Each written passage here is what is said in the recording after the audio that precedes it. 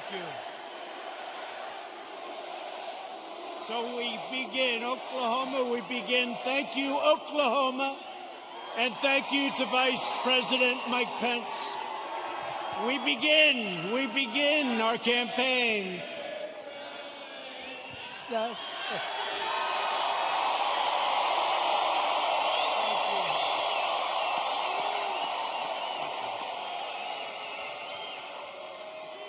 We begin our campaign, and I just want to thank all of you. You are warriors. I've been watching the fake news for weeks now, and everything is negative. Don't go, don't come, don't do anything. Today it was like, I've never seen anything like it. I've never seen anything like it. You are warriors. Thank you. We had some very bad people outside. They were doing bad things. But I really do. I appreciate it. We have just a tremendous group of people in Oklahoma. And I hear from your two great senators and your governor that we're doing very well in Oklahoma. That's the word. I stand before you today to declare the silent majority is stronger than ever before.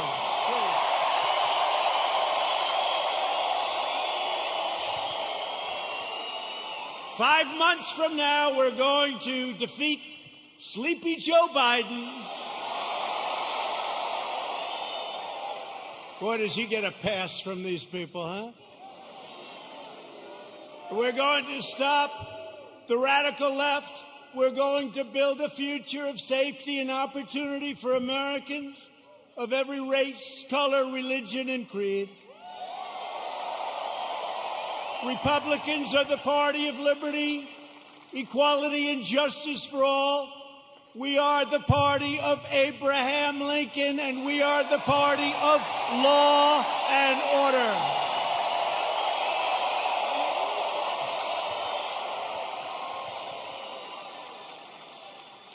Think of what we've done. We will have close to 300 federal judges appointed and approved by the end of my first time.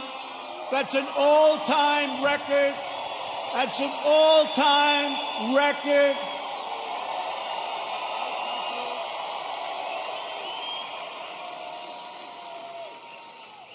I've always heard how important judges are. Now we know how important they are. Think of that, over 300, around 300 by the end of the term. And when we have another 4 years, we're going to have a big, big percentage of the total number. Very important. November 3rd. And 2 great Supreme Court judges. So we have 2 justices of the Supreme Court. Justice Gorsuch, Justice Kavanaugh. They're great. They're great. We have 2. And we could get a few more. Yeah, we could get a few more. We've spent over $2 trillion to completely rebuild the unmatched strength and power of the United States military. And all of that incredible equipment, whether it's submarines or missiles or rockets or jet fighters, bombers, it's all built in the USA.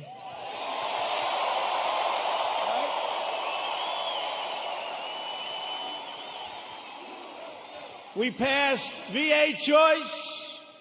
Thank you very much, Jim. Where's my senator? Jim Inhofe. You better vote for him. He's running. He's great.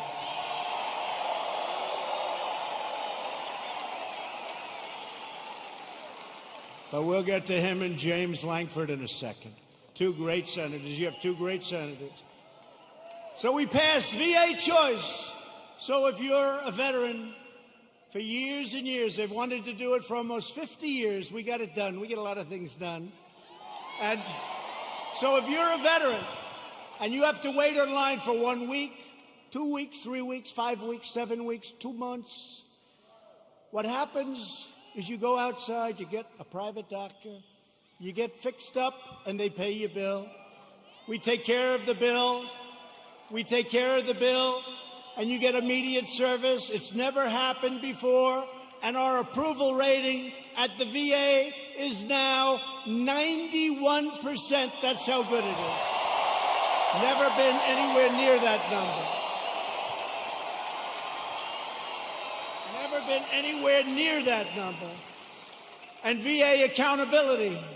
We had a lot of bad people in the VA, people that didn't love our vets, people that were sadistic, people that stole, a lot of bad people. You couldn't get rid of them because they were, let's say it could be unions, it could be civil service, right? Let's just say. And so you couldn't get it done. That was another one. For decades and decades, they wanted to get it changed. And I got it done with those people and your congressman, who I'm going to introduce. VA accountability, and now somebody treats our veterans badly. And we look at them, and what do we say? We say, you're fired. Get out, right? Get out. They got rid of a lot of bad people that were there for a long time, sort of like me in Washington, draining the swamp. I never knew it was so deep, but it's happening. It's happening. I never knew it was so deep. It's deep and thick and a lot of bad characters. Thank you. We're lowering the price of prescription drugs, making our allies pay their fair share. They get a big bargain on drug prices, and enacting fair trade deals that finally, after all these years, put America first. I've been saying it for a long time. We passed the largest tax cuts in the history of our country.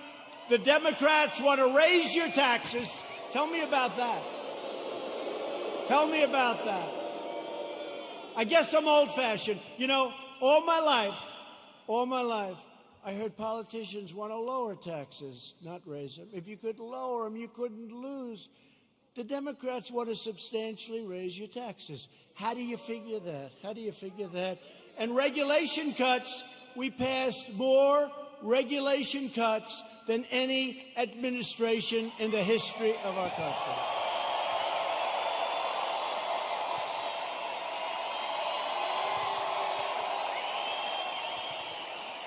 And with the help of our great energy workers, many of them come from the great state of Oklahoma. Do you ever notice that Biden oftentimes gets the state wrong?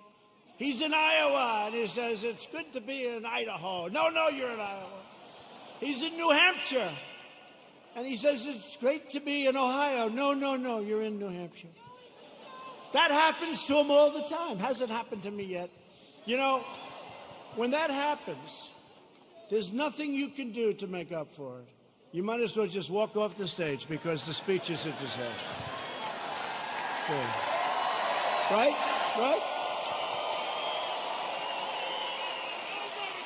But we just turned the United States into the dominant energy superpower of the world.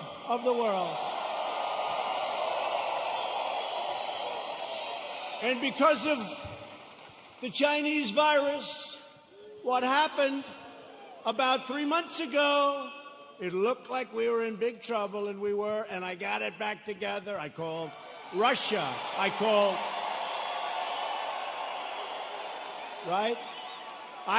Russia. I called Saudi Arabia. And believe it or not, I called Mexico. Mexico was a little bit tough. That's called OPEC Plus. Did you ever hear of OPEC Plus? That's OPEC plus plus. And we got them to do the right thing. And we have our energy back to up almost $40 a barrel, meaning you have an energy business again. Almost $40 a barrel. couple of months ago, it was 0, and we were going to lose 10 million energy jobs, 10 million jobs. So Texas and Oklahoma and North Dakota and many other states would have been hurt. Now, you think you're going to be hurt there? You try putting AOC in charge of your energy.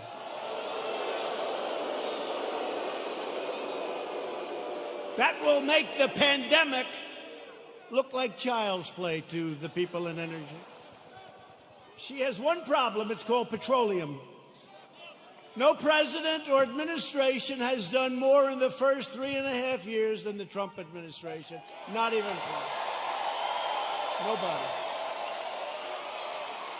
Our incredible success in rebuilding America stands in stark contrast to the extremism and destruction and violence of the radical left. We just saw it outside. We just saw it outside. You saw these thugs that came along. These people call them protesters. Isn't it beautiful? It's so beautiful. No, they're so wonderful. They call them the Boston Tea Party. They're so wonderful.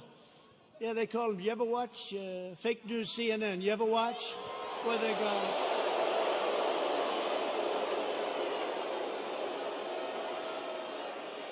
How about the CNN anchor? How about the CNN anchor? You know, did a little shave job in the head, which is fine. And he's standing in front of a building saying things are very peaceful here. And the building is, it looks like the biggest fire I've ever seen. The whole town is burning. It's like the biggest fire. And he said, things are very good here, Anderson. I think it's good. I think it's good. These are wonderful people, Anderson. You ever see that? Looked like the world was coming to an end. And you know, we did something in Minneapolis. After watching for 3 or 4 days, I called. I said, you got to get out. You can't protect yourselves. I got them to take 8,000 National Guardsmen. And in 1 hour, it all ended. And they rode through the next 3 weeks with no problem.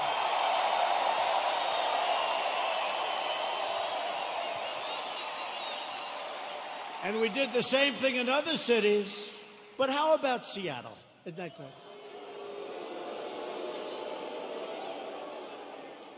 So they take over a big chunk of a city called Seattle. I mean, we're not talking about some little place. We're talking about Seattle. Have you ever been to Seattle? They took over a big chunk, and the governor, who's radical left, all of these places I talk about are Democrat. You know that. Every one of them. Every one of them. And I have an offer out. I said, anytime you want, we'll come in, we'll straighten it out in 1 hour or less. Now, I may be wrong, but it's probably better for us to just watch that disaster.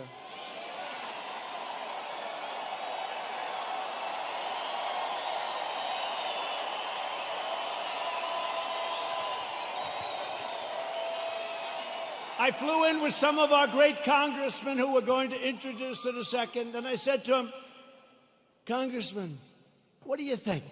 I can straighten it out fast. Should we just go in? No, sir. Let it simmer for a little while. Let people see what radical left Democrats will do to our country. Right? But Americans have watched left-wing radicals burn down buildings, loot businesses, destroy private property, injure hundreds of dedicated police officers. These police officers, they get injured. They don't complain. They're incredible. And injure thousands upon thousands of people only to hear the radical fake news say what a beautiful rally it was. And they never talk about COVID. They don't talk about when you see 25,000 people walking down Fifth Avenue or walking down a street of a Democrat-run city. You never hear them saying, they're not wearing their mask. You don't hear them saying, as they're breaking windows and running in And then when I say the looters, the anarchists, the agitators, they say, what a terrible thing for our president to say. What a terrible thing. But you don't hear them talking about COVID. COVID. To be specific, COVID-19. That name gets further and further away from China as opposed to calling it the Chinese virus.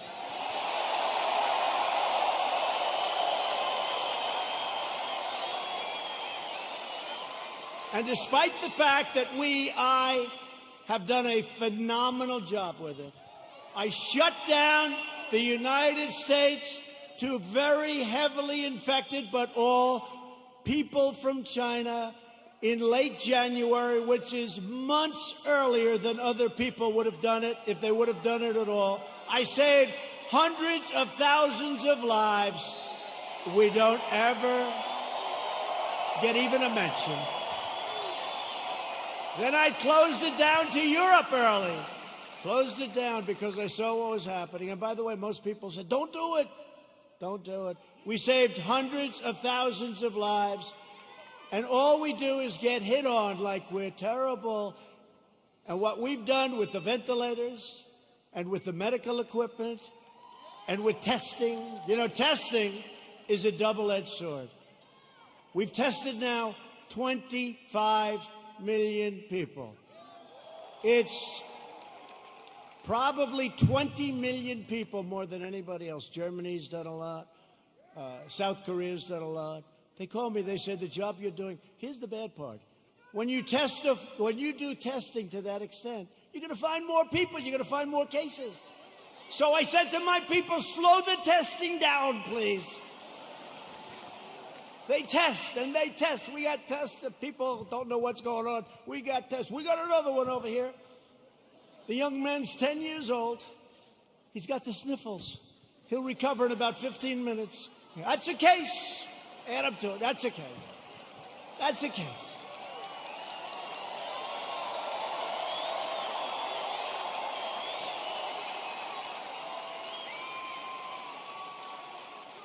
I was actually with a very nice man, very good man, even though he's very liberal, the governor of New Jersey, right? We know him? No, listen, he said to me something that's amazing.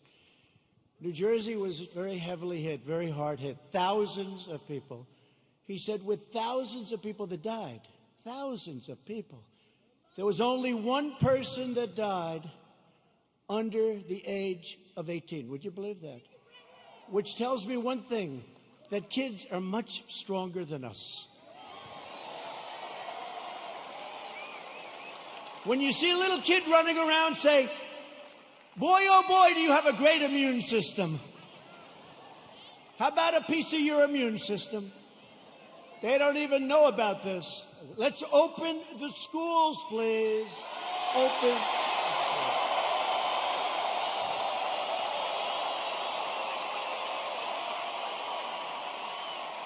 Open the schools. We got to get them open. In the fall, we got to get them open. The unhinged left-wing mob is trying to vandalize our history, desecrate our monuments, our beautiful monuments, tear down our statues, and punish, cancel, and persecute anyone who does not conform to their demands for absolute and total control. We're not conforming. That's why we're here, actually.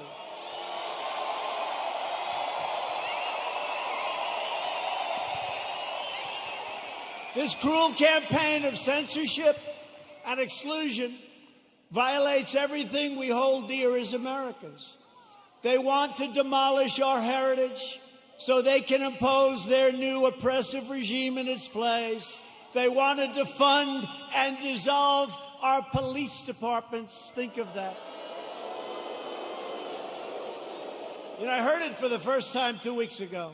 I said, well, that one, they're only kidding. I said, they're not. Minneapolis, you see what's going on? They're not kidding. They got a lot of problems. They'll have a lot of problems. Hey, it's 1 o'clock in the morning, and a very tough, I've used the word on occasion, hombre. A very tough hombre is breaking into the window of a young woman whose husband is away as a traveling salesman or whatever he may do. And you call 911, and they say, I'm sorry, this number is no longer working. By the way, you have many cases like that, many, whether it's a young woman, an old woman, a young man, or an old man, and you're sleeping. So what are you going to do, right? So they wanted to fund. They really do. This is a serious movement. And in Minneapolis, the council's already passed it. In Seattle, you see what's going on there. It's even worse, okay? These people are stone cold crazy. They're crazy. So if you want to save your heritage, you want to save that beautiful heritage of ours. We have a great heritage. We're a great country. You are so lucky I'm president. That's all I can tell you.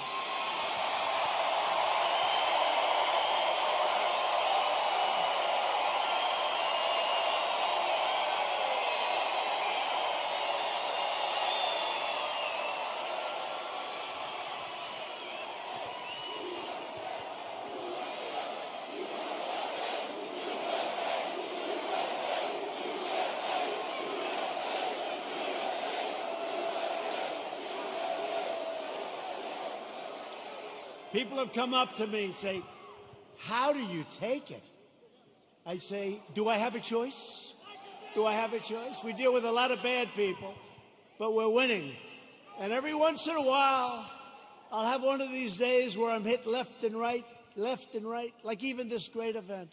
What if you could have seen outside, or if you could have heard the reports, oh, it's COVID, it's this, they've got... by the way, it's a disease, without question, has more names than any disease in history.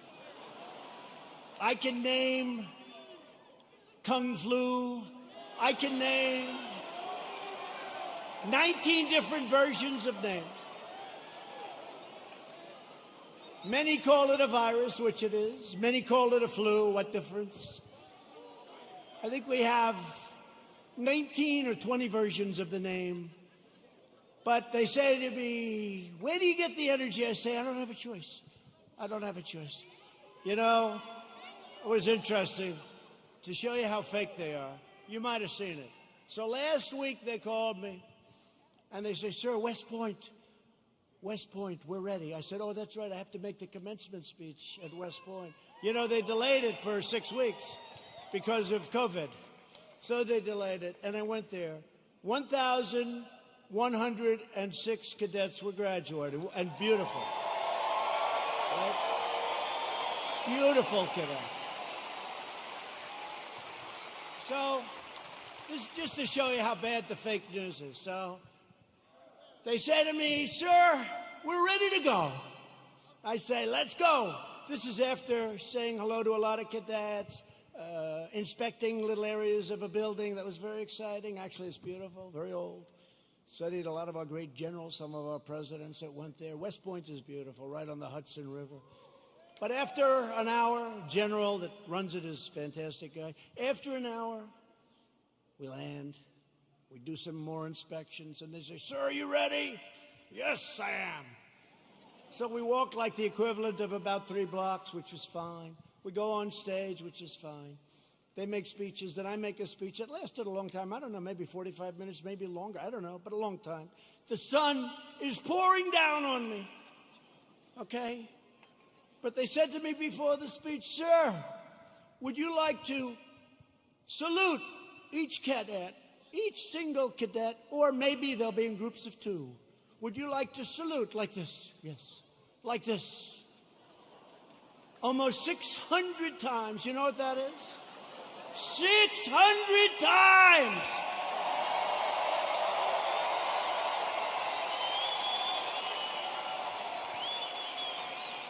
Thank God they were in 2s. Because let me tell you, you do that 600 times, you go home and you say, it's like a workout without a weight, right? 600 times.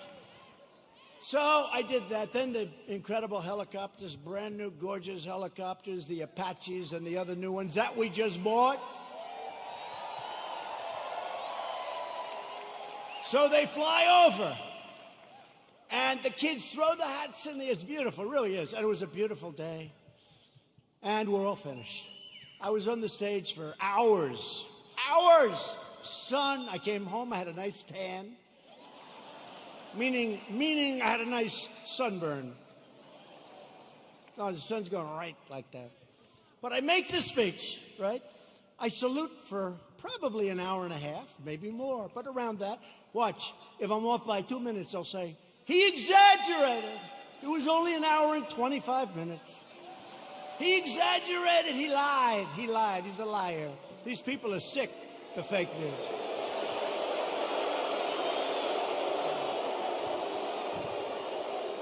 So then, I finished saluting, my final salute. I said, thank goodness, thank you very much. But think of it, so essentially almost 600 times. Now, the general says, sir, are you ready? I said, I'm ready, General. Where are we going now? You have to understand, I left early in the morning to get there. Now it's sort of late in the afternoon. A lot of these fakers were with us. So they know. He said, sir, we can now leave the stage. I said, great, General, let's go. I'll follow you. And he goes like this, right here, sir. I'll walk on.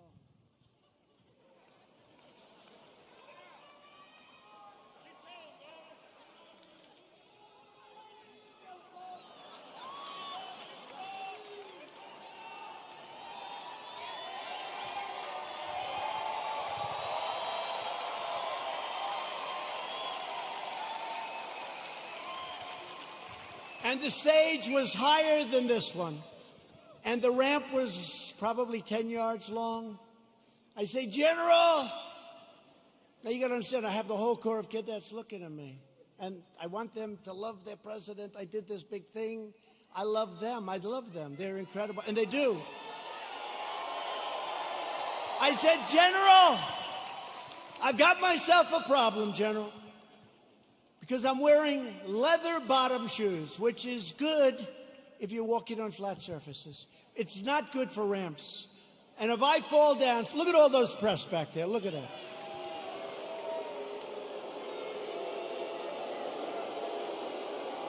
And this was a steel ramp. You all saw it because everybody saw it. This was a steel ramp. It had no handrail. It was like an ice skating rink. And I said, General, I have a problem. And he didn't understand that at first. I said, there's no way. You understood? I just saluted almost 600 times. I just made a big speech. I sat for other speeches. I'm being baked. I'm being baked like a cake. I said, General, there's no way I can make it down that ramp without falling on my ass, General. I have no railing. Sure. It's true. So I said, is there like something else around? Sir, the ramp is ready to go. Grab me, sir. Grab me. I didn't really want to grab him. You know why? Because I said, that'll be a story too. So now I have a choice. I can stay up there for another couple of hours and wait till I'm rescued. Or I can go down this really steep, really, it's an ice skating rink. It's brutal. So I said, General, get ready because I may grab you so fast. Because I can't fall with the fake news watching. If I fall, I remember when President Ford fell out of the plane, you remember? I remember when another president, nice man, threw up in Japan. And they did slow motion replays. It's true. Right? It's true. I don't want that, General. Now he's standing there, big strong guy, and he's got these shoes, but they're loaded with rubber on the bottom. Because the first thing I did, I looked at his shoes. Then I looked at mine. Very, very slippery. So I end up saying, okay, General, let's go. I will only grab you if I need you. That's not a good story. Falling would be a disaster. It turned out to be worse than anything. I would have been better off if I fell and slid down the damn ramp. Right? So what happens is I start the journey inch by inch, right? And I was really bent over, too. I didn't like that, I didn't like this picture. This picture, I'm sure, will be an ad by the fakers. So I was bent over, right? And I'm going like this.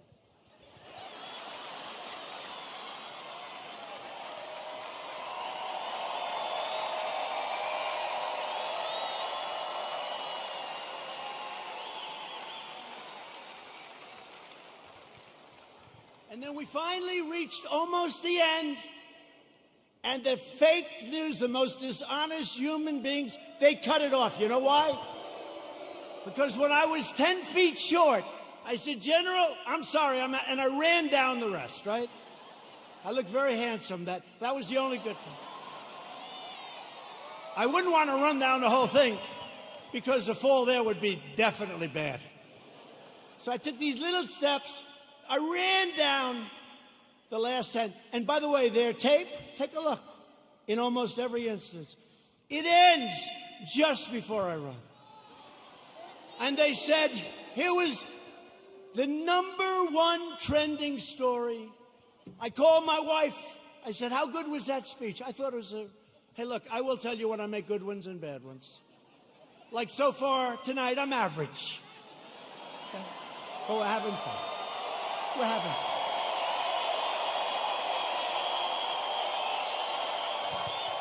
So far tonight. But I called my wife and I said, how good was it, darling? She said, you're trending #1. I said to our great First Lady, I said, let me ask you a question. Was it that good, the speech, that I'm trending #1? Because I felt it was really good. No, they don't even mention the speech. They mentioned the fact that you may have Parkinson's disease. It's true. It's true. It's true.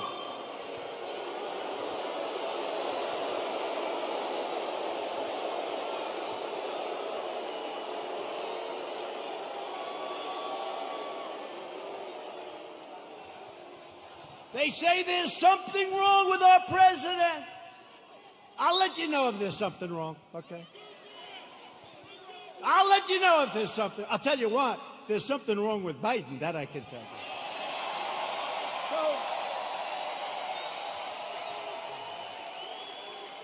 So then my wife said, well, it wasn't only the ramp. Did you have water? I said, yeah. I was speaking for a long time. I didn't want to drink it, but I wanted to wet my lips a little bit. You know, you're working hard up there with the sun pouring down on you. I love this location. The sun's like this. This way they save on lighting, right? That's why they did it probably. So what happens is I said, what does it have to do with water? They said, you couldn't lift your hand up to your mouth with water. I said, I just saluted 600 times like this. And this was before I saluted. So what's the problem? She said, well, I know what you did. You had on a very good red tie that's sort of expensive. It's silk because they look better. They have a better sheen to them. And I don't want to get water on the tie. And I don't want to drink much. So I lifted up the water. I see we have a little glass of water. Where the hell did this water come from? Right? Where did it come from? And I looked down on my tie, because I've done it. I've taken water, and it spills down into your tie. It doesn't look good for a long time. And frankly, the tie is never the same. So I put it up to my lip, and then I say, because I don't want it to, just in case. And they gave me another disease. They gave me another disease.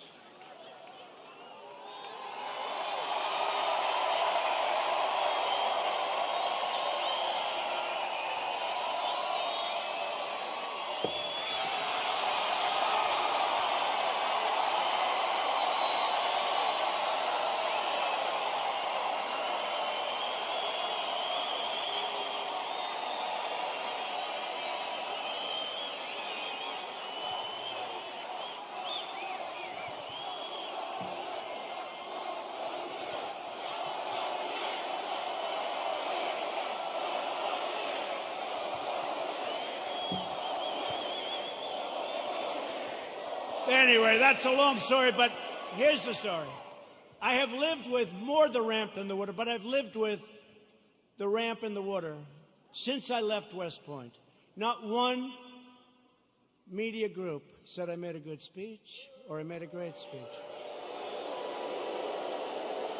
But the kids loved it because they broke their barrier, which wasn't good in terms of COVID. But they broke their barrier and they wanted to shake hands. They wanted to, and I don't want to tell anybody, but there were a couple of kids they put at the end. I actually shook their hand, okay? I actually shook it. Because they were excited. They were excited.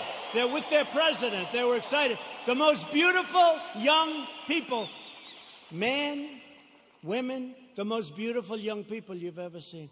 So think of how you feel, you me. I go there. How did I do? Sir, that was a great speech. You know, all my people, sir, that was one of your best. That was great.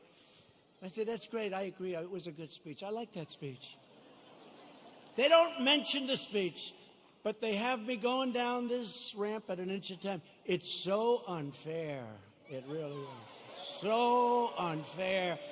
They are among the most dishonest people anywhere on earth. They're bad people. Bad people.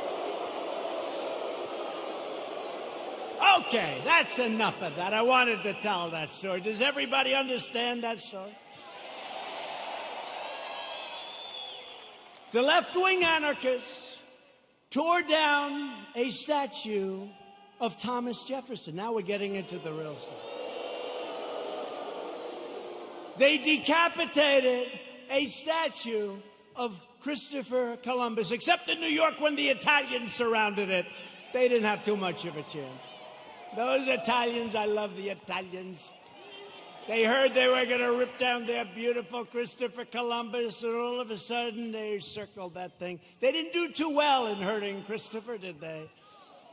Thank you to our Italian population. We're very proud of you, right? 2 days ago, leftist radicals in Portland, Oregon, ripped down a statue of George Washington and wrapped it in an American flag and set the American flag on fire.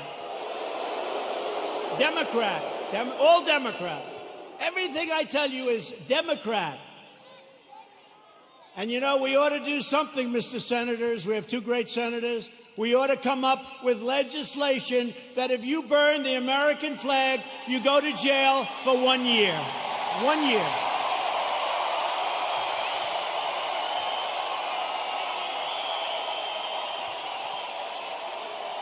Jim and James. Jim and James. We ought to do it.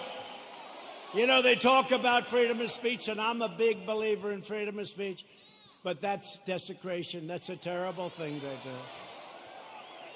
We used to have things. We don't have them anymore because we want to be so open, so everything, and look what happens. We should have legislation that if somebody wants to burn the American flag and stomp on it, but just burn it, they go to jail for 1 year, okay?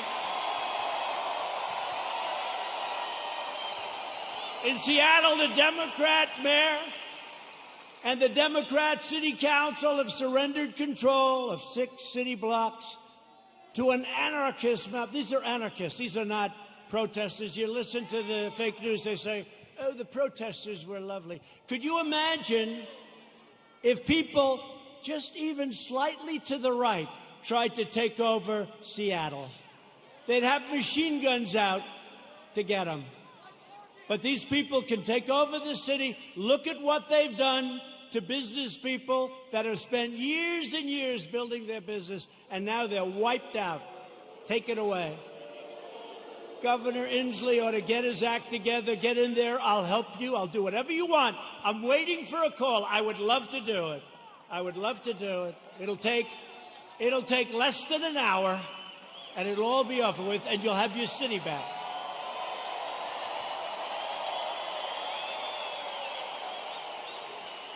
And yet Biden remains silent in his basement in the face of this brutal assault on our nation and the values of our nation. Joe Biden has surrendered to his party and to the left-wing mob. He has no control. Does anybody honestly think he controls these radical maniacs?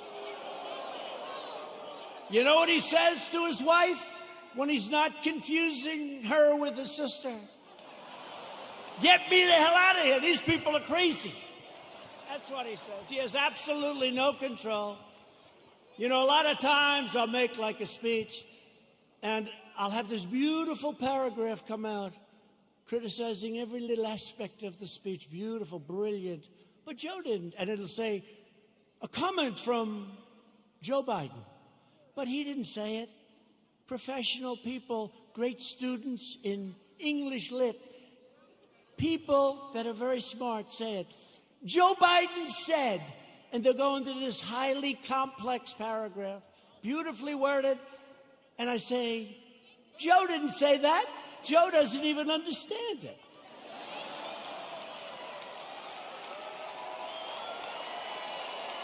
And if Biden is elected, he will surrender your country to these mobsters 100%. Your 401ks, by the way, look at how we're doing in the stock market. Just set another record with NASDAQ. Your 401ks and money itself will be worthless. Your 401ks are doing very well, unless, I don't want to say, if you were stupid, I said, don't sell, don't sell. It went down, but we got it back up. And now NASDAQ, think of it, NASDAQ just set a record, and I think you're going to see a lot of records. And next year, if we don't do anything stupid on November 3rd, you are going to have the greatest economic year we've ever had. That'll be next year.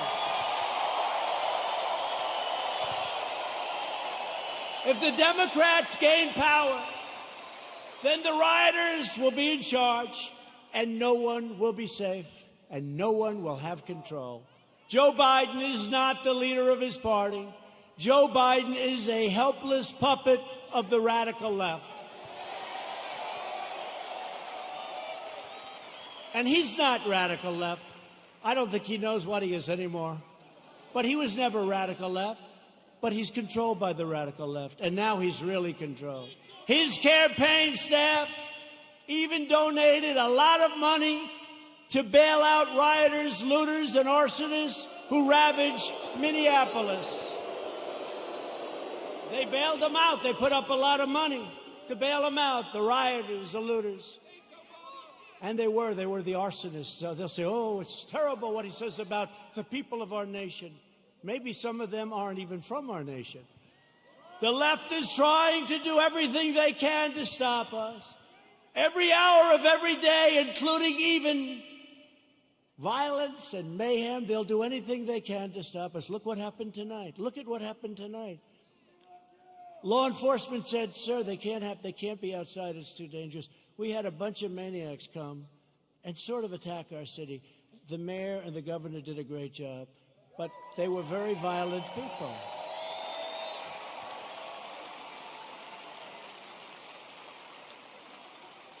And our people are not nearly as violent, but if they ever were, it would be a terrible, terrible day for the other side. Because I know our people. I know our people. But we will never submit to their threats, and we will never let them destroy our nation. What they did tonight, I saw it on television coming in on Air Force One. One thing about Air Force One, we got plenty of televisions. We have televisions in closets. You open up the closet, got a television. We got a lot of televisions. It's a great plane, great everything. By the way, we ordered new ones. No president wanted to do it. They thought it was luxury. I said, wait a minute. Air Force One is 31 years old. People don't realize that. So I said, they gave me a chart very early in my administration, like, how about the first week? Sir, would you sign for this plane? No, it's actually two planes. Would you sign for this plane? Air Force One. I said, how old is the original or the one we have now? Sir, it's 31, 32 years. And I'd see people coming in from foreign lands that can't compete with us. Rich countries, but they can't compete with you. And they have a brand new, beautiful 747-800, 747. And I said, wait a minute, That country has new, and we have a 31-year, so somebody had to do it. So the deal was made, and it was made for a lot of money. I think it was $5.7 or $5.6 billion. Now, in all fairness, it's 2 planes, and there's a lot of stuff in those planes. I won't talk to you about it. So I told Boeing, the head of Boeing, they said, "Sir, please, would like to get started on the planes." I said, "I do too, but I'm not paying $5.6 billion. And I'm not paying $4.6 billion. I said it has to have a 3 on the front of it." I mean, that's a hell of a lot of money, too. But it is a rather complex situation. They said, "No way. No way." This was before Boeing had problems, by the way. But Boeing's coming back. They're coming back. The greatest company in the world, and it had some big problems. It had a couple of problems that didn't work out. That was terrible. But the greatest, I think before that, it was the greatest company in the world. It made up 1/4 of a point of our GDP. Think how big that is, one company. It was an unbelievable machine. And then they made a plane, and they did some foolish things, and a terrible thing happened. And all of a sudden, they've gone through hell. But you know what? They're coming back. We're ready to help them if they need it, but they're coming back, and they're coming back strong.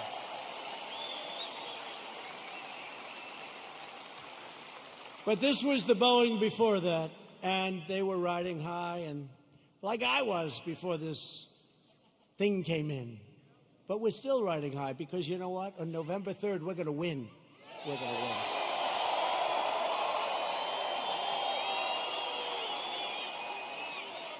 So they came in, and they said, no, we want 5.6 billion, whatever it was. If I'm a little bit off, they'll go crazy, you know. Whatever. But it was a lot. 5.6 billion. Nope, got to have a 3. Got to have a 3. Call me up. Nope, cancel the contract. I said, cancel the contract. I want to cancel. I said, General, can you cancel the contract? He said, yes, sir, I'm very proud of it. Oh, good, cancel it. Okay, sir. By the way, to cancel it, do you have to pay anything? Yes, sir. We have a cancellation fee, sir. How much is it, General? $250 million, sir. I said, what? Sir, we made a good deal. $250 million to cancel. You mean if we don't buy the plane, we have to hand them $250 million? That's not good, right? Look at these two guys. They're looking. By the way, that's like a good story compared to some I could tell you, like with aircraft carriers. So they said $250 million, or I always say this, or around that number, because I'm off by a little bit. They say, oh, he exaggerates. I look at numbers all day long. That's what I look at for years now, for my whole life when you think of it. $250 million cancellation fee, sir. He was very proud of himself. What a great day. I say, General, don't cancel. Don't cancel. Just tell him I don't want the planes. Don't put anything in writing. Don't put it in writing, General. Why, sir? Because I don't want to pay $250. True. Do you hear that, Jim? Jim Inhofe, he's great. You hear that, Jim? You know that story. He does a great job. So here's what happened, the bottom line. Boeing says, no way, no way, no way. The next week they say, no way we're doing it. The next week they said, how about $5 billion? I said, no way, no way. The next week they said, 4.8. I said, nope, it's got to have a 3 on the front of it. Don't you understand, you dumb son of a bitch? Don't you understand?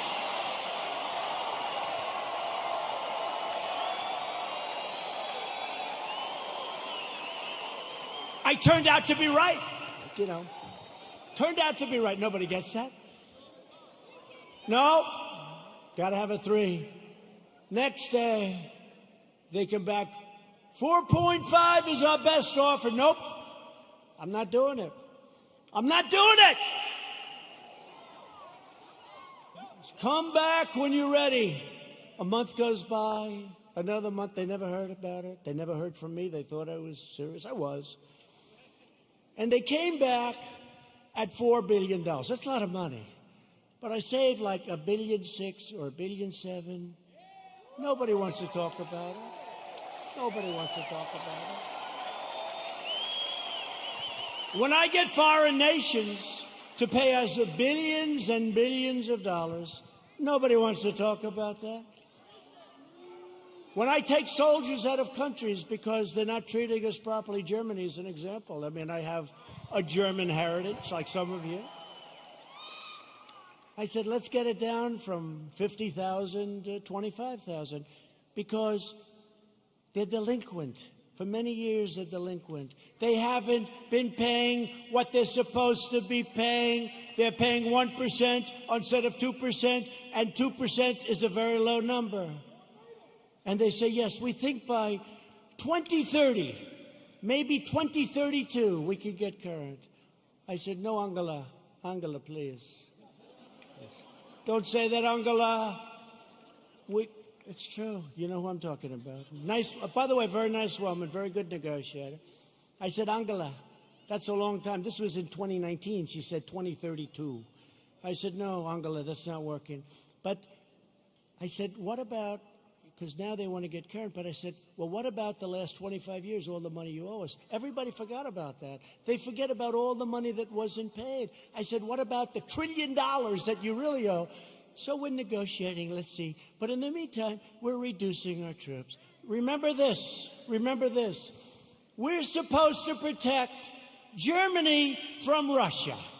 But Germany is paying Russia billions of dollars for energy coming from a pipeline, brand new pipeline. So they pay the country we're supposed to protect them from. They pay billions of dollars to that country. We're supposed to protect them. Excuse me, how does that work? How does that work?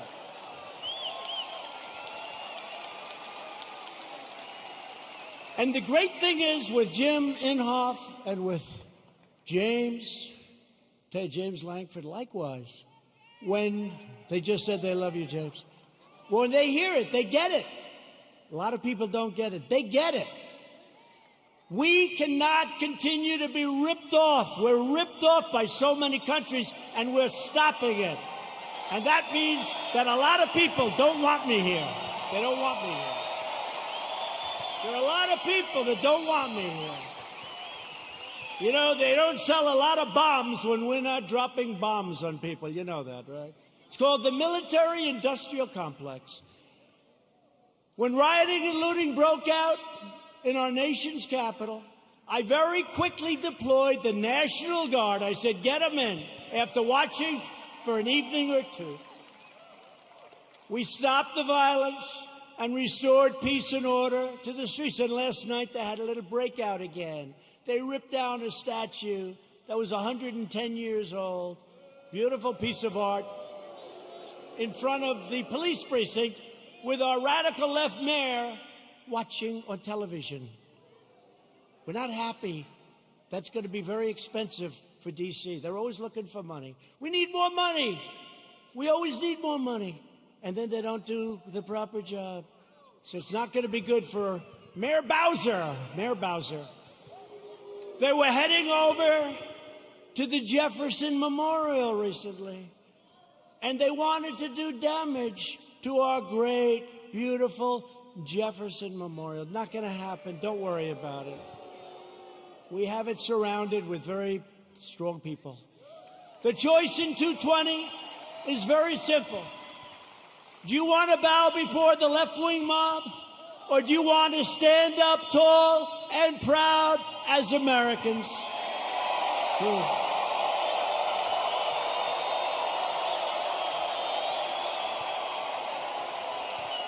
And explain this to the NFL. I like the NFL. I like Roger Goodell, but I didn't like what he said a week ago. I said, where did that come from in the middle of the summer? Nobody's even asking. We will never kneel to our national anthem or our great American flag. We will stand proud and we will stand tall.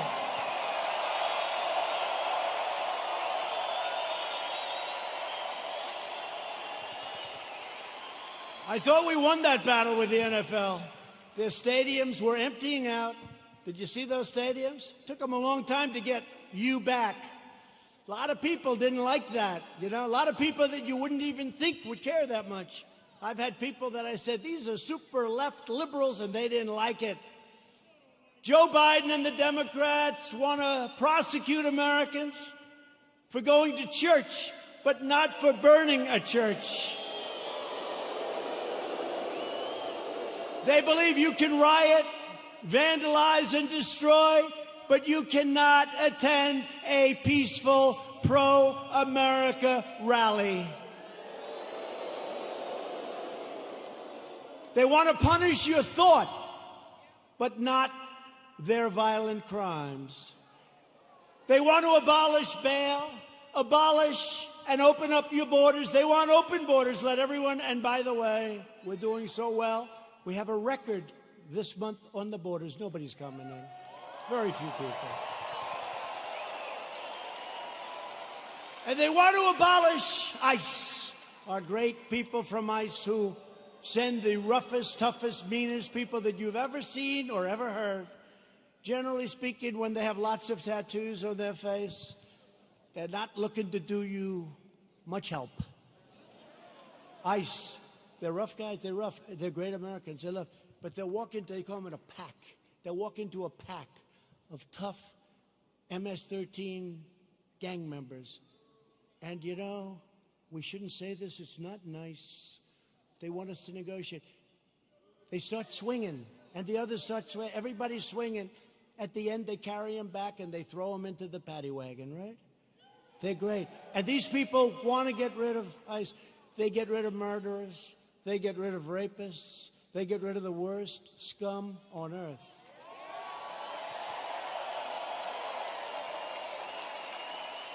And when I called them animals, I said they're animals. And Nancy Pelosi, they cut up a young woman.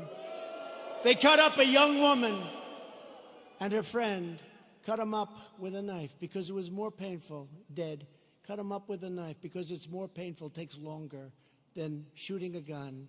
They cut them up. I said, these are animals. And Nancy Pelosi said, these are human beings, they're not animals.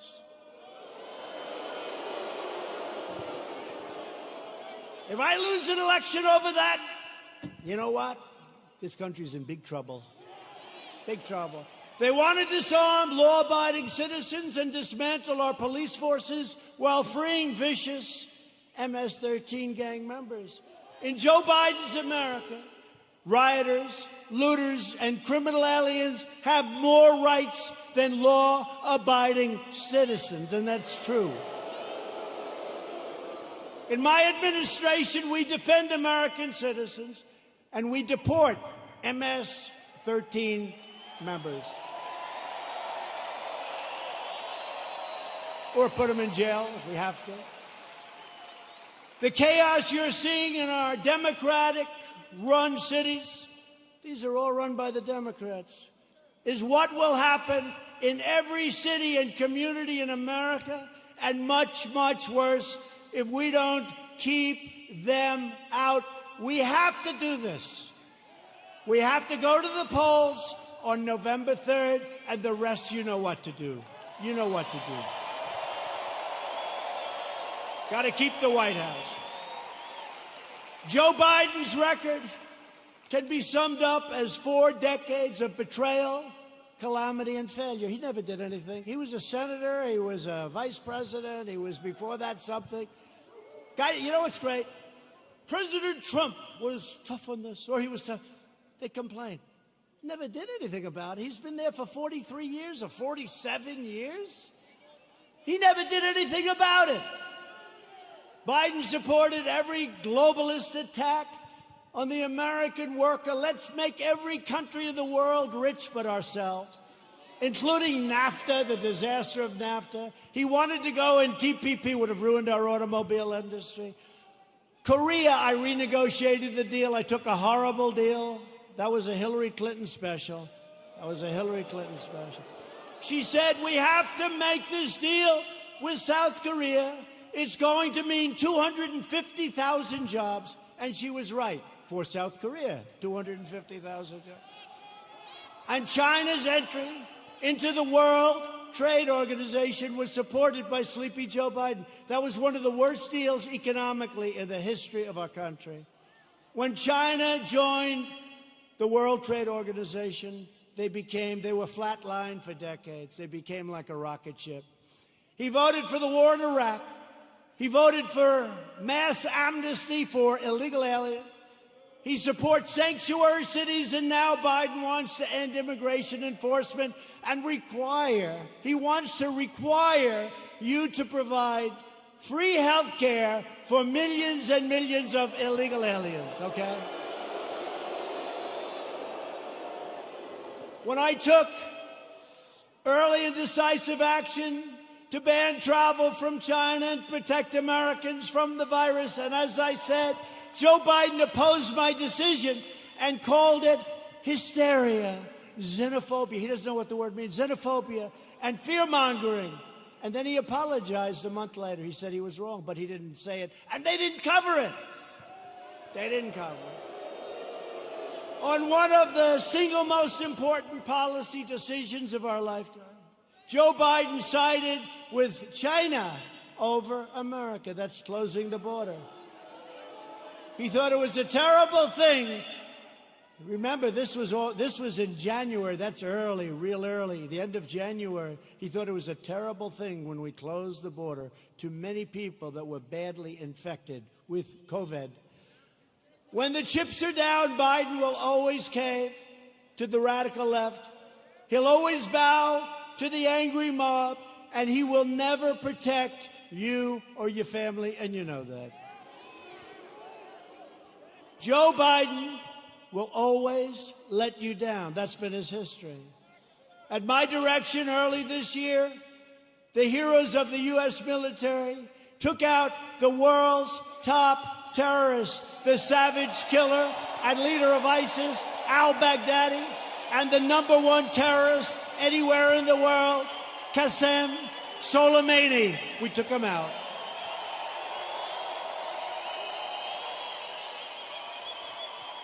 Joe Biden opposed killing Soleimani.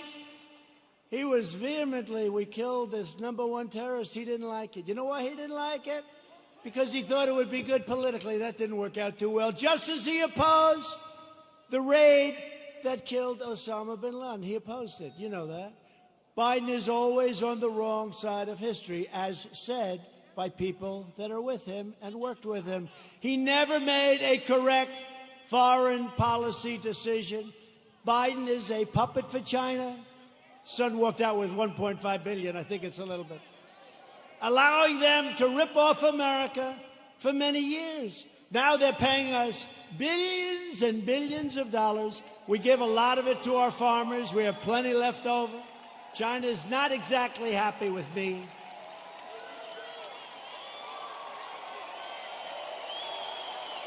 Billions. They pay us billions and billions of dollars, and they targeted our great farmers. And I took the money that they targeted. I took that money, and I gave it to the farmers, so they were even. So they're okay. Are you okay? Come. Doctor, please. Doctor. Thank you. These people, I mean, some of the people are waiting for 5 days, especially in this location, right? You take your time, darling. Take your time. Thank you very much. Take your time. Doctor, thank you, doctor.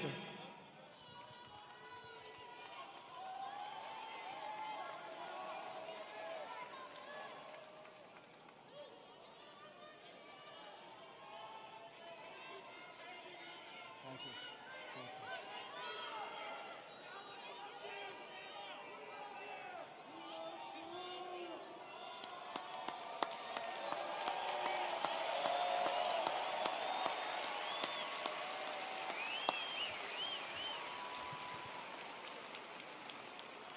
Now, some people wait for 4 or 5 days. It's incredible. He never did anything against China, Joe Biden. And that's why they desperately want him to win. They want him to win so badly. Iran wants him to win so badly. Let me tell you, I'm going to make a very fast deal, the best deal you've ever seen. I've already made one with China, but I can make even more. They want me to lose because they will own the United States if I lose. Iran. President Obama gave them $150 billion for nothing.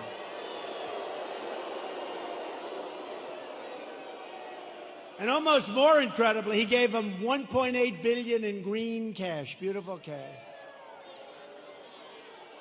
And now they're not doing so well, are they? They're not doing so well. Someday we're going to get credit for this. Someday. But they are waiting. Iran wants to make a deal so badly. But they're told by Kerry and all these other, they shouldn't, the Logan Act. But they're told by Kerry and all these people, wait, because if Trump loses, you'll own America. You're going to own it. They'll say you own it. So I don't mind. I told them, we can wait. But when I win, you're going to pay a much higher price than if you made a deal now. It's true. True. I told them that. I told them that. And look what happened to Biden in Ukraine, where his son's paid $83,000 a month and he was jobless. Give me a break. $83,000 a month, more than anybody.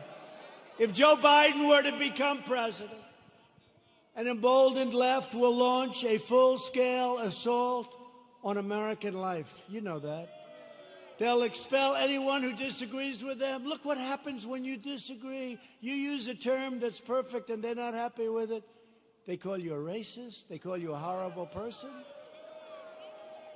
They want to crush religious liberty. They don't want religion. Silence religious believers. Indoctrinate your children with hateful and vicious lies about our country.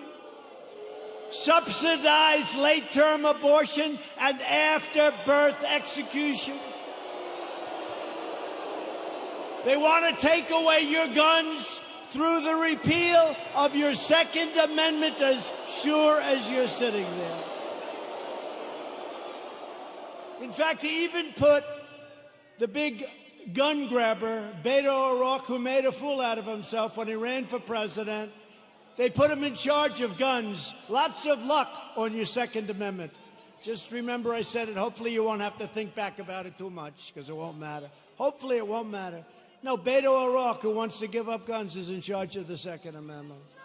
The Dems will also eliminate private health insurance, ban fracking, that's not good, and American energy will be in a position of weakness like it's never been before, and that's after we built the greatest energy country anywhere in the world by far. And they want to appoint Supreme Court justices who will utterly obliterate your Constitution. And you now see how important the Supreme Court is. Think if we didn't have two justices that I think have been very, very, very good. But think how important it is. Think how important it is. And we still, I guess it's, I don't know if it's an equal court. It's almost like we're a minority court, right? It's almost like we're a minority court. The recent Supreme Court cases prove that if Joe Biden is elected, he will stack the court with extremists and the forgotten men and women. Together with everyone else, we'll lose everything. The forgotten men and women. I campaigned on the forgotten. These are great people. These are substantial people. These are the elite. By the way, you're the elite. They're not the elite. You're the elite. They said, somebody 2 days ago said, sir, the elite are really working hard on trying to destroy you. I said, yeah. Why do you call them the elite? I said, why? Well, they're not elite. I look better than them. Much more handsome. Got better hair than they do.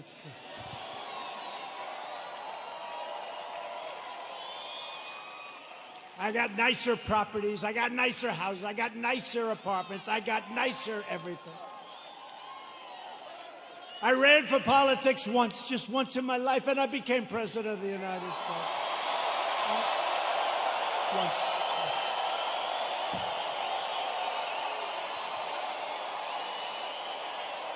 Just once.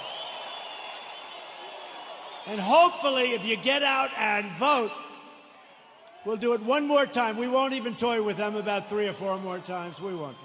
We'll do it one more time will be 2 for 2, and our country will never, ever be stronger.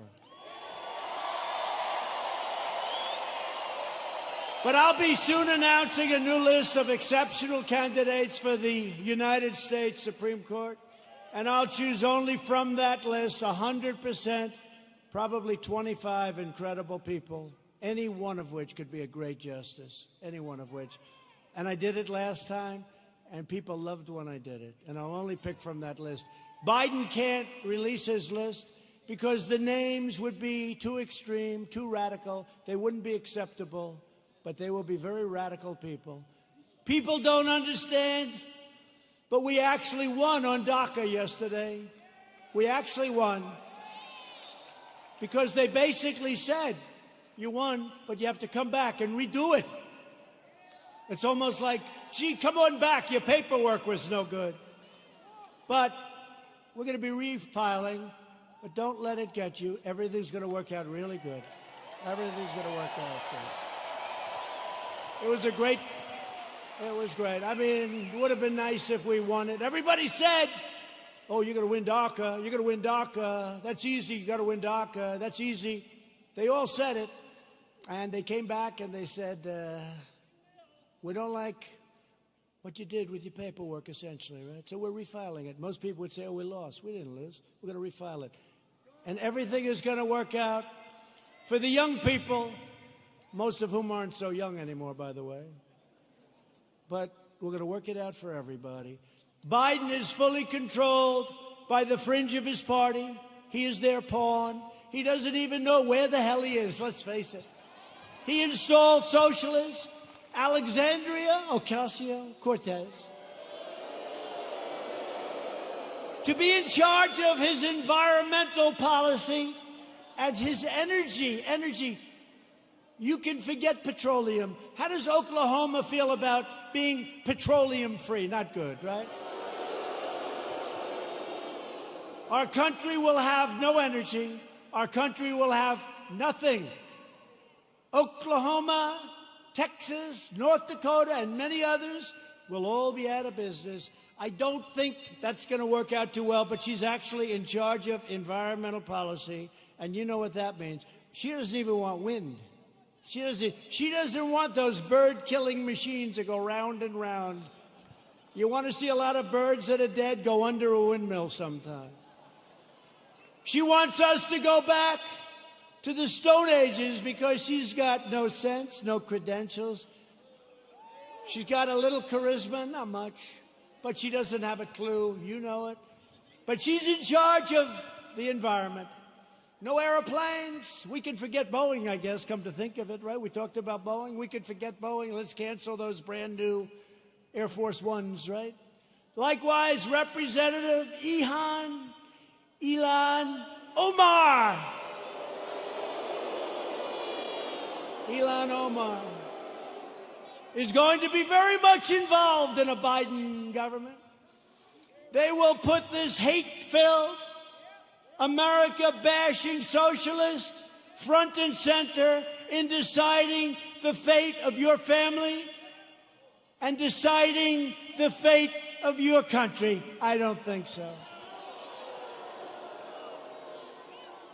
She would like to make the government of our country just like the country from where she came, Somalia. No government, no safety, no police, no nothing, just anarchy. And now she's telling us how to run our country. No, thank you. And I think we're going to have a big victory in the state of Minnesota because they've had it.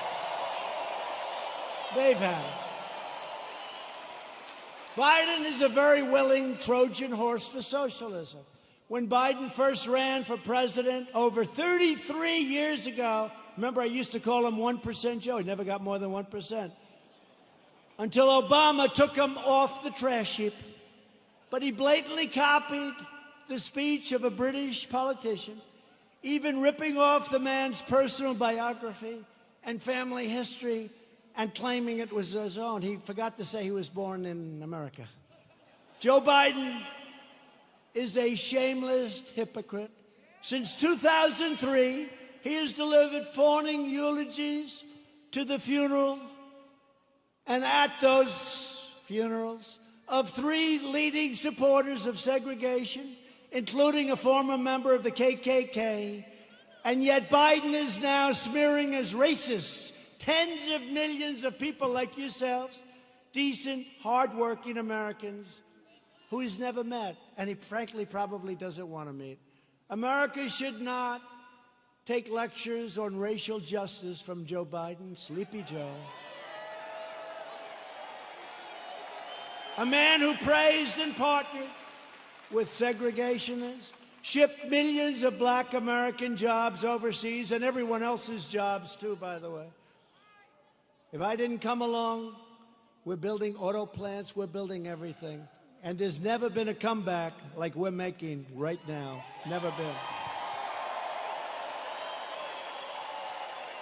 He hollowed out our middle class, including our black middle class, with open borders, trapped young children in failing government schools, built cages. Those cages were built by Obama and Biden. Look it up, 2014. And the fake news doesn't want to remember the picture of a cage for children. Remember the picture of the cage? And they said, President Trump. And then they realized that was in a newspaper, 2014, the same. Built by Obama and Biden, the cages. And they don't want to report the way it is. They know the way it is. They're not stupid. They sent young boys to fight in Iraq while the inner cities crumbled, helped the big banks while hammering community leaders, and made our cities less safe and secure for all. They've done a terrible job, and they shouldn't be awarded. They should not get rewarded with an election victory on November 3rd. That shouldn't happen. It'll destroy this country. Our country will be destroyed. We've all worked too hard. They don't know what the hell they're doing. Some do, actually, but in a very sinister way. Virtually every policy that has hurt black Americans for half a century, Joe Biden has supported or enacted. I've done more for the black community in 4 years than Joe Biden has done in 47 years.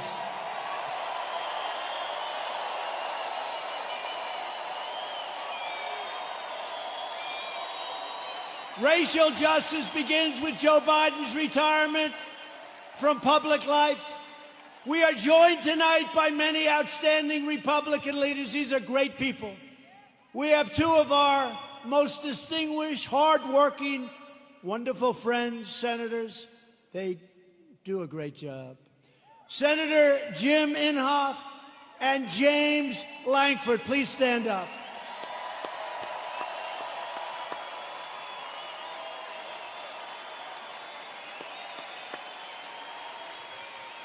Two very respected, I will tell you, 2 very respected people in Washington. They're respected by everybody. They do some job, and I'd have you come up, but you can relax. I will say this. Jim is running on November 3rd. Jim Inhofe. He's running on November 3rd.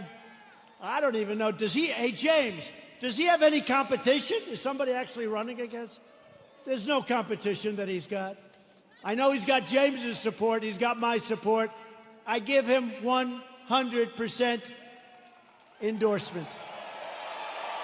Jim Inhofe. I give it to James, too, but he's not running this time. Thank you. Jim, great job.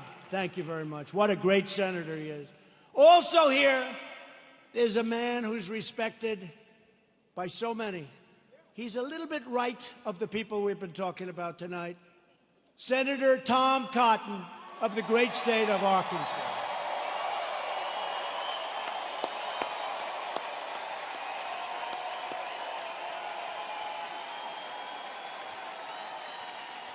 Thank you, Tom. They like you people. Thank you, Tom. Great job you're doing. We're glad to be joined as well by a man that I've gotten to know. He's done an incredible job with COVID and with everything else he touches. Governor Kevin Stitt.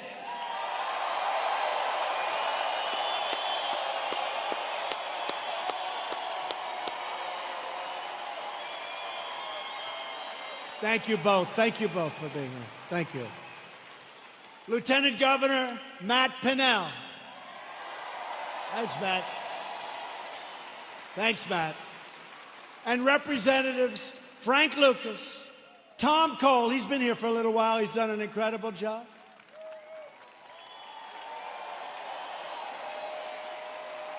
Mark Wayne Mullen. You don't want to fight with him. I want to put him and Jim Jordan in a match together. I want to. Kevin Hearn. Great job today, Kevin. The great Jim Jordan. Jim Jordan.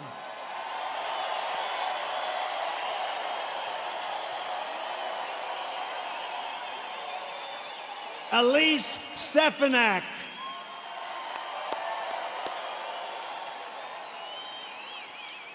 Lee Zeldin.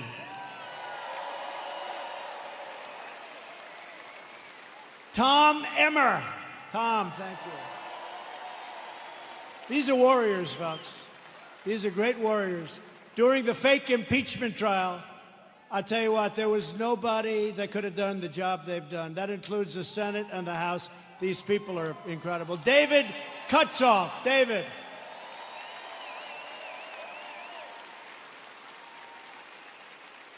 A great friend of mine, Debbie Lesko, Arizona.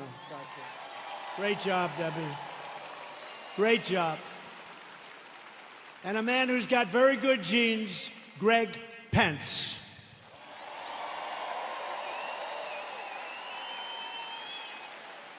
Thank you all. Great job. They're great people. They are. They're warriors. I'll tell you what. Not every person is, but this group is, and we have a lot of them in Washington. And we'll send Jim Inhofe back, and we'll send all of them. You'll send every one of them. They have to come back because they have been fighting for us, and they've been fighting for you, and they are just incredible, talented, tough, strong people that love your state a lot. So thank you very much. So we built the greatest single economy in the world. And then we say, not only the world, but actually in the history of the world, and they never even challenged me, so I guess I'm right. We did it. We had the best numbers anybody's ever had. We had the best employment numbers. African American, Hispanic American, Asian American. The best employment numbers in history. The best stock market numbers in history.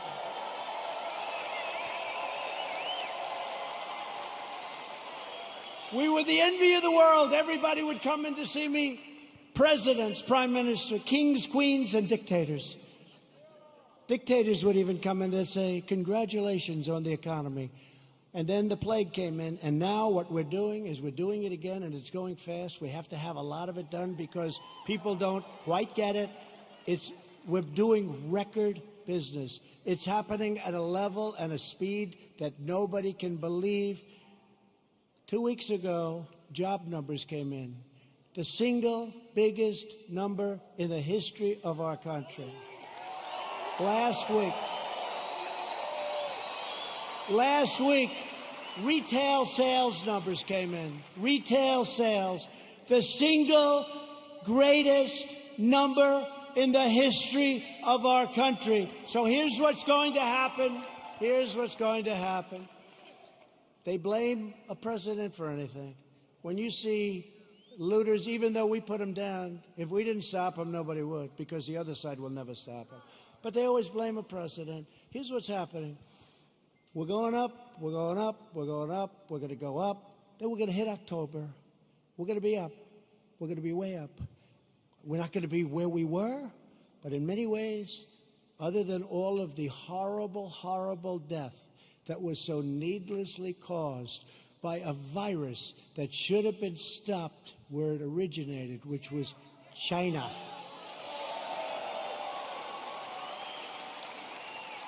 But we're going to go up, up, up, up. August, September, October, and people are going to say, man, this guy's doing a good job. He knows what he's doing. I don't believe the fake news anymore. And you're not going to want to lose your 401ks, and you're not going to want to lose all of that wealth that you've accumulated, whether it's real estate wealth or any wealth you can think, because it'll all come tumbling down if these people are put in charge, and if they double and triple and quadruple your taxes. It'll be a whole different ballgame.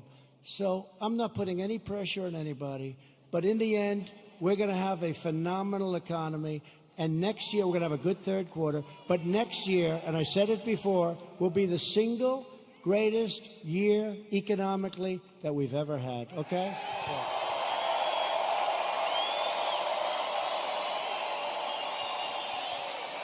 And if you see that happening, if you see it happening on November 3rd, you don't have the guts to vote against Trump.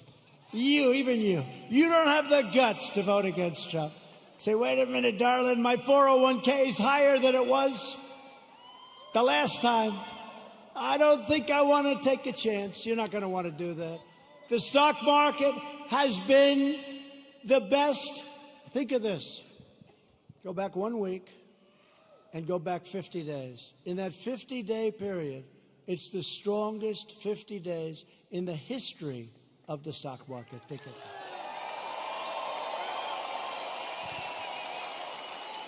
And your wife or your husband says, darling, I love you so much.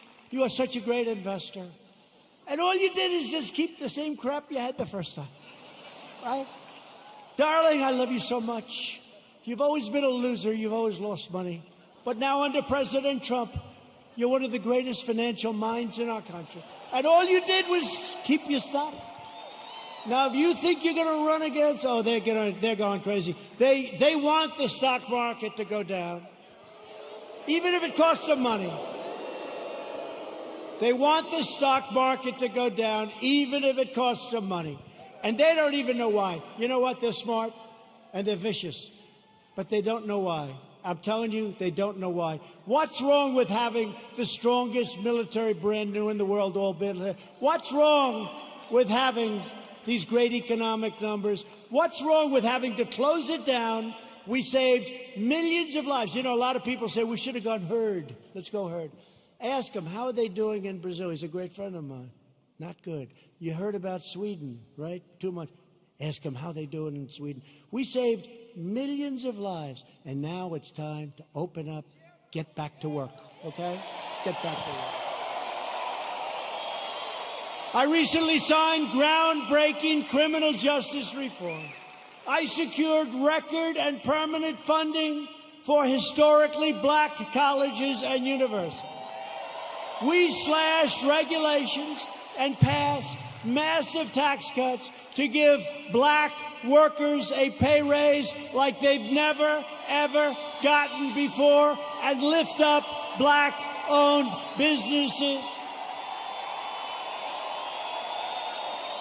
And I worked closely with a great senator also, friend of theirs, Senator Tim Scott, South Carolina, to create opportunity zones, which are doing incredibly. And since then, countless jobs and $100 billion of new investment, not government investment, have poured into 9,000 of our most distressed neighborhoods anywhere in the country. 9,000. Never happened before. Tim Scott. Today, I'm also announcing that I have directed Secretary of the Interior David Bernhardt to place the John Hope Franklin Reconciliation Park here in Tulsa on the African American Civil Rights Network. So many of my friends have been asking me to do that. So many of my friends, including these great politicians. So we're going to do that. It'll be done very quickly. We will forever remember and honor the courageous people who helped build this state and this country. Democrats are stoking division in order to distract from their decades of failure on schools, jobs, housing, justice, and crime. In major city public schools run by Democrats, over 2/3 of students are falling behind in reading and math, and I think the numbers are worse than that. But Democrats would rather deny these children the future they deserve than allow them to attend the charter, public, private, religious, or independent schools of their choice. Pro-choice. Pro-choice. Pro-choice for schools. It's very popular, but some people it's like a disaster because what it does to certain unions that have a lot of power over the Democrats, even though they know it's wrong. Republicans believe access to education is a civil right. It's a civil right. 20 of the most dangerous cities in America are controlled by Democrats. Think of that. 20 of 20. And so is nearly every major city with a child poverty rate that's over 30%. They're controlled by Democrats. We can name every one of them. The murder rate in Baltimore and Detroit is higher than El Salvador, Guatemala, or even Afghanistan. How are they doing, the Democrats running those cities? Your whole country will be like that. In 2018 alone, our police arrested nearly 12,000 people for murder and manslaughter, 25,000 people for rape, and nearly 1.5 million for assault, violent assault. The Democrats' push against our police will drive up crime and drive up costs at levels you'd never believe. Thousands of innocent lives will be lost. As president, I will always support the incredible men and women of law enforcement.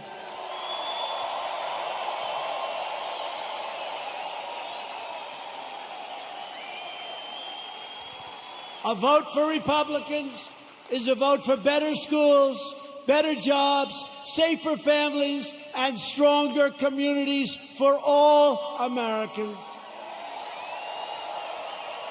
There is a limit to what we can together achieve with 4 more years. With your help, we will lift millions of our citizens from welfare to work, dependence to independence, and poverty to prosperity. That's what's happening. That's what's happening. And that was happening at a level that nobody ever thought they'd see. It was happening before this COVID came in. It was happening at a level that nobody believed possible. And then China sent us the plague. Thank you very much. We will protect Medicare and Social Security for our great seniors, and will always protect patients with pre-existing conditions. Always. Always. We will appoint more judges to interpret the Constitution as written. We will end deadly sanctuary cities. We will finish the wall, which has now 212 miles built and beautiful. 212 miles. That's a lot of miles. And let me tell you, you think that was an easy one? That was a tough one. That party was totally unified against building the wall. You know, in the end, they gave up. You know what happened? They realized it was a bad issue for them because these open borders, I love when they fight for open borders, because anybody that wants an open border coming in from rough areas, there's something wrong with those people. So did you notice in the end, it was like, just leave us alone, build your wall, just leave us alone. I said, thank you very much.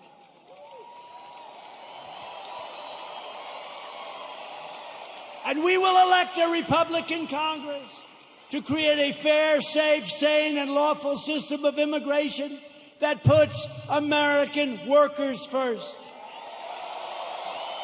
We will revitalize our cities, and we will build gleaming new roads, bridges, tunnels, and airports all across our land. We will enact new trade deals that result in more products proudly stamped with that beautiful phrase, made in the USA. It's so beautiful. So beautiful. Made in the USA. That's happening, too. We have so many plants coming into Michigan and so many other states. We have car plants coming in. Would have never come if I wasn't president. Would have never come. We will become the world's premier pharmacy, drugstore, and medical manufacturer. That's already started. We're bringing it back. We will keep America out of foolish, stupid, ridiculous foreign wars. We will never hesitate to kill America's terrorist enemies.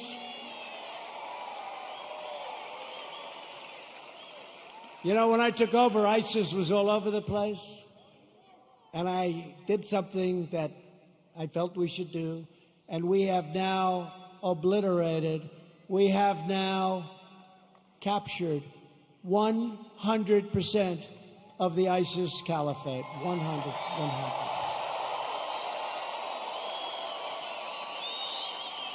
And like our depleted military when I took over, like our empty shelves medically when I took over, like all of the things that when I took over, it was a mess. We have done a job. You had to see what ISIS was doing. They were getting bigger. I came in smaller. Sir, we've just taken 100%. We will launch a new age of American ambition in space, and the United States will be the first nation to land on Mars. Good program.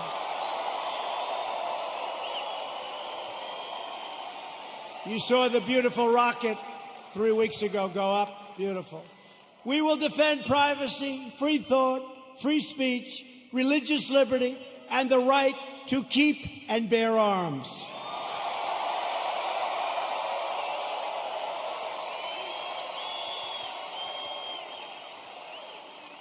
And when you see those lunatics all over the streets, it's damn nice to have arms. Damn nice. Interesting how all of a sudden people understand it, right? You couldn't sell it. Now people understand it. The right to keep and bear arms will protect your Second Amendment. Above all, we will never stop fighting for the sacred values that bind us together as one America. We will support, protect, and defend the Constitution of the United States. We uphold the principle of equal justice under the law. We believe in the dignity of work and the sanctity of life. We believe that faith and family, not government and bureaucracy, are the true American way.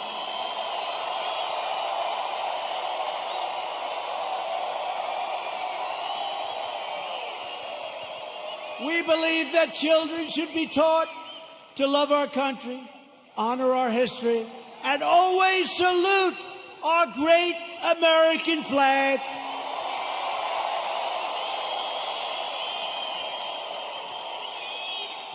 And we live by the words of our national motto, it will never change. In God we trust.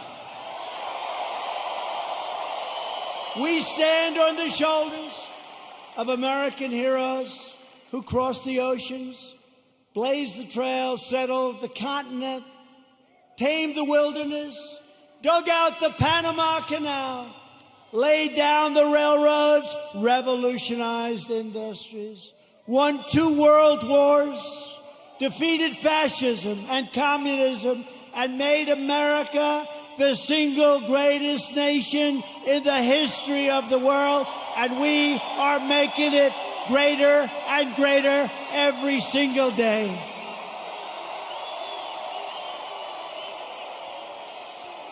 Proud citizens like you help build this country, and together we are taking back our country. We are returning the power to you, the American people. With your help, your devotion, and your drive, we are going to keep on working We are going to keep on fighting, and we are going to keep on winning, winning, winning.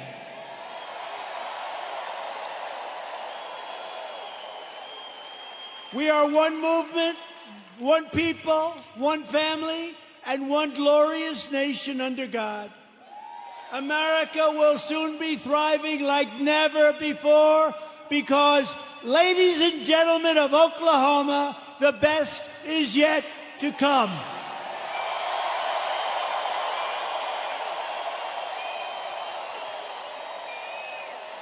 Together we will make America wealthy again.